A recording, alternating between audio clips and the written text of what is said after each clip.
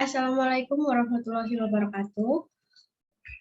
Perkenalkan, nama saya Rusmita Sukmalam, NPM 106 dari Angkatan 2020. Di sini saya akan mengerjakan tugas khusus saya untuk lab sistem komunikasi.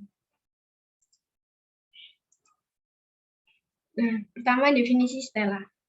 Stella merupakan salah satu jenis perangkat lunak atau software untuk membuat simulasi model sistem dinamik yang dikembangkan oleh korporasi hingga high performance system. Prinsip kerja dari software ini menggunakan prinsip model dinamik dengan berorientasi objek. Stella adalah perangkat lunak untuk modeling berbasis flowchart. Selanjutnya, fungsi dan tahapan Stella. Fungsi software Stella adalah menciptakan suatu model, dan dari model tersebut selanjutnya dapat dilakukan simulasi, analisis, dan komunikasi. Cara program kerja Stella bekerja adalah melalui tahapan sebagai berikut. Yang pertama, mapping dan numerating, lalu simulating, analyze, lalu communicating. Selanjutnya, layering pada Stella. Ini berfungsi sebagai mempermudah pengelolaan model, terutama untuk model yang sangat kompleks. Yang pertama, high level mapping layer.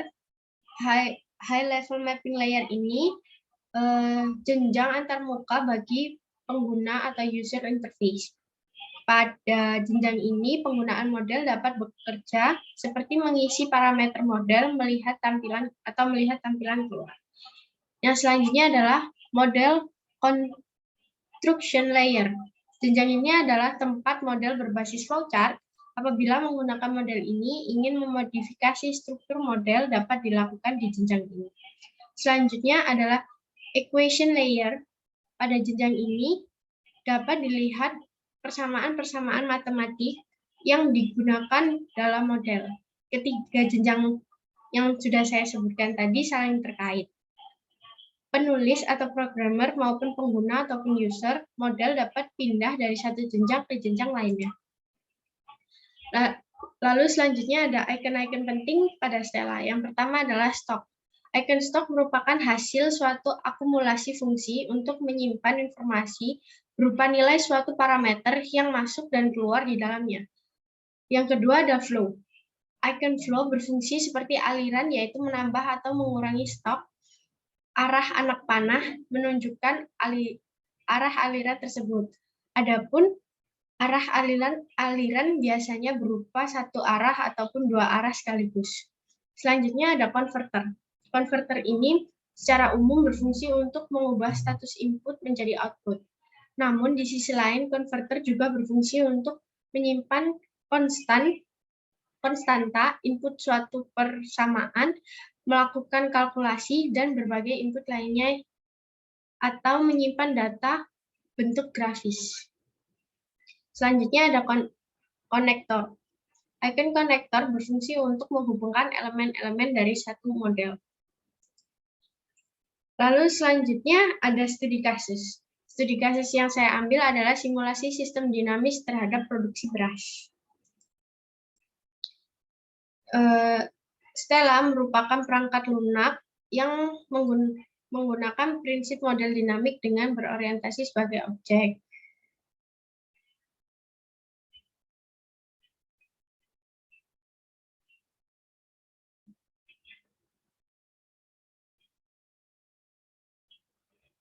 Nah, lalu aplikasi Stella akan membantu kita dalam menjalankan permodelan berbasis flowchart. Data yang telah dikumpulkan akan diolah menggunakan software Stella, dan output yang dihasilkan digunakan untuk mendapatkan skenario jumlah kapasitas produksi beras sehingga dapat digunakan untuk menyelesaikan masalah. Nah, berikut merupakan data produksi beras yang diperlukan. Pada tahap pengumpulan data ini, data yang diperlukan adalah data kapasitas produksi yang tersedia setiap tahunnya. Data yang dibutuhkan antara lain data jumlah permintaan, data stok bahan baku, data presentase penurunan, data presentase peningkatan pemakaian, data presentase peningkatan produksi, lalu data presentase kerusakan. Selanjutnya, berikut merupakan simulasi persediaan beras. Nah, setelah melakukan uji teori, kita akan langsung masuk pada software. Nah, sekarang saya akan mendemonstrasikan atau menunjukkan bagaimana cara membuat atau membuat simulasi model menggunakan aplikasi Stella. Yang pertama, kita akan menggambar stok. Ada 3 stok yang kita butuhkan. Jadi kita gambar 3 kotak stok yang sudah saya jelaskan tadi. Stok pertama, kita akan rename dulu. Stok pertama adalah persediaan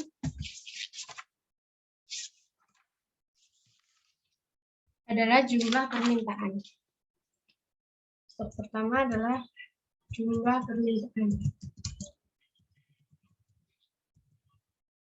Lalu di stok yang kedua ada stok beras.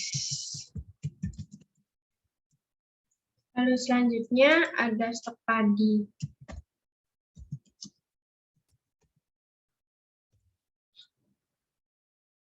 Setelah itu kita akan menggunakan flow.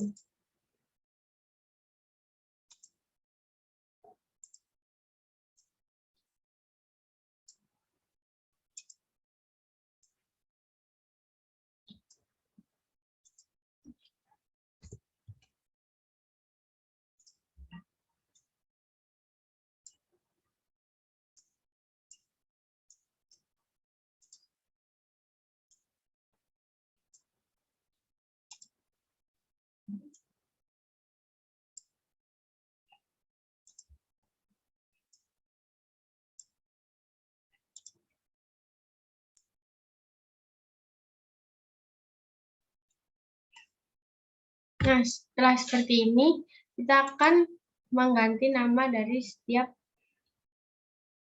lingkaran. Yang pertama ada penurunan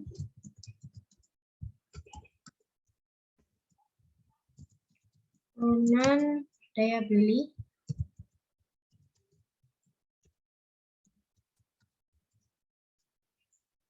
Lalu ada peningkatan pemakaian.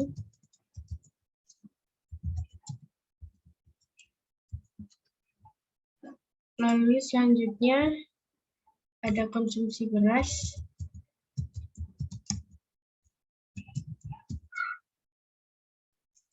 Lalu ada produksi beras.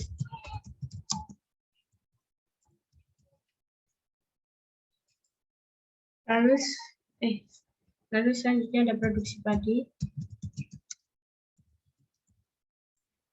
Lalu selanjutnya ada bahan baku rusak. Nah, setelah menjadi seperti ini, kita akan menggunakan konverter. Yang gambar 5 konverter.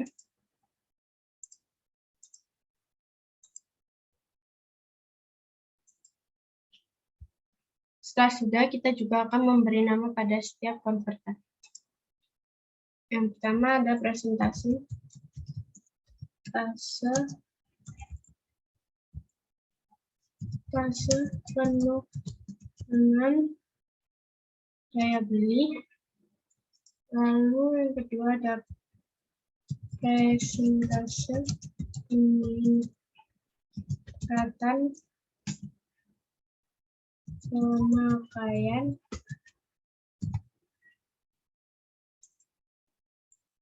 Lalu ada komposisi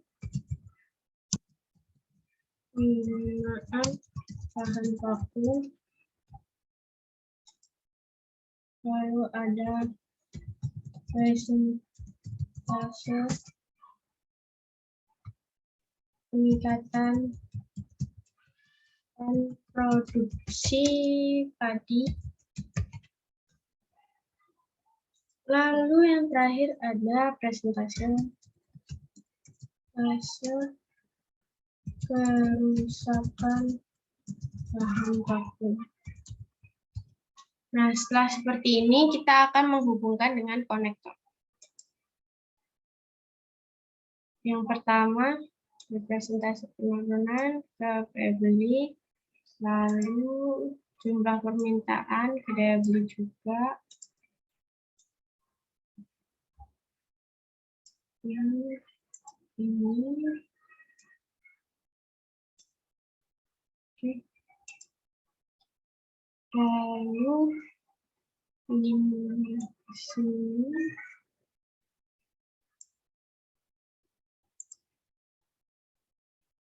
Stok beras akan sini. Stok akan sini. Ini sini.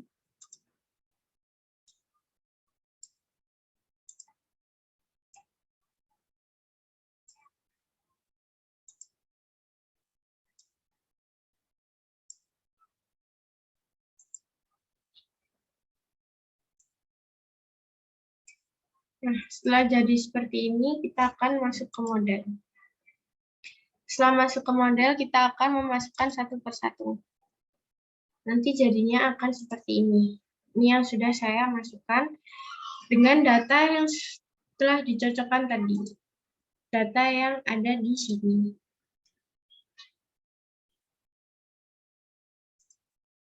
Nah, pada presentase penurunan didapat 0,01. Lalu pada penurunan daya beli, itu presentase dikali jumlah permintaan. Lalu pada presentase peningkatan pemakaian ada 0,05. Pada komposisi penggunaan bahan baku ada 1. Pada presentase peningkatan produksi padi ada 0,1. Pada presentase kerusakan ada 0,02. Lalu di sini ada presentase penurunan dikali jumlah penawaran. Lalu ada presentase peningkatan pemakaian dikali jumlah permintaan. Lalu ada komposisi penggunaan bahan baku dikali stok padi. Di sini ada stok beras, jumlah beras dikurangi dengan jumlah permintaan. Pada produksi padi, stok padi dikali dengan presentase peningkatan produksi padi. Lalu pada bahan baku rusak, stok padi dikali presentase kerusakan. Lalu pada jumlah permintaan sendiri, ini kita isi 2000 seperti data yang sudah ada. Lalu stok beras ini sama dengan produksi beras. Lalu stok padi ini kita isi 5000 seperti data yang sudah ada. Selanjutnya kita akan membuat grafik GrabPad.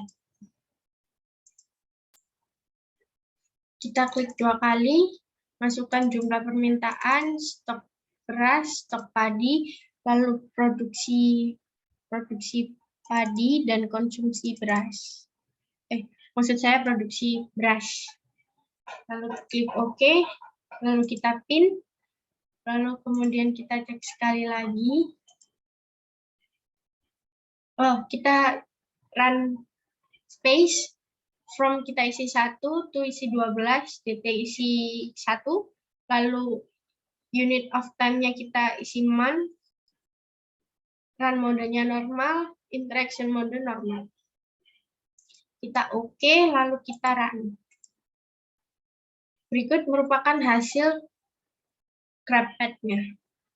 Selanjutnya ada table pad-nya.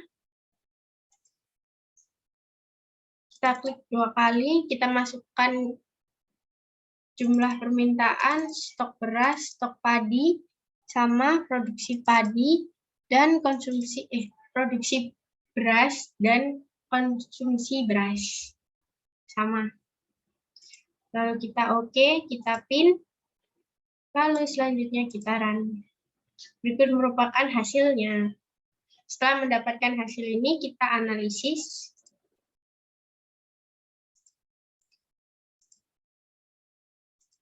Analisis hasil dan pembahasan. Pada GrabPad tadi model simulasi persediaan beras didapatkan grafik disimpulkan bahwa pada bulan Januari sampai dengan bulan Desember, persediaan beras mampu memenuhi jumlah permintaan yang ada yang ditunjukkan oleh grafik warna biru.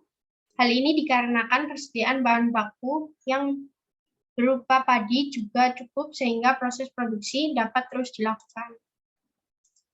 Lalu selanjutnya analisis tabel. Pada tabel PET, proses produksi beras dengan bahan baku yang digunakan adalah padi dengan komposisi 100%, serta berdasarkan tabel PET di atas, jumlah permintaan beras pada bulan Januari sampai dengan bulan Desember berbanding lurus dengan stok beras dan stok padi. Artinya peningkatan jumlah permintaan beras juga diimbangi dengan peningkatan stok beras dan bahan baku berupa padi. Kesimpulannya, berdasarkan output yang didapatkan dari software Stella untuk memproduksi beras dari bulan Januari sampai dengan bulan Desember, persediaan padi mampu memenuhi jumlah permintaan yang ada. Hal ini dikarenakan persediaan bahan baku padi mampu mencukupi sehingga produksi dapat terus dilakukan. Pada proses produksi beras dengan bahan baku yang digunakan adalah padi dengan komposisi 100%, jumlah permintaan beras di bulan Januari sampai dengan bulan Desember berbanding lurus. Adapun saran yang diberikan untuk penelitian selanjutnya adalah menambah variabel pada penelitian perlu diperbanyak lagi sehingga penelitian akan melihat faktor-faktor lain yang mempengaruhi proses produksi beras. Sekian presentasi saya. Kurang lebihnya saya mohon maaf. Wassalamualaikum warahmatullahi wabarakatuh.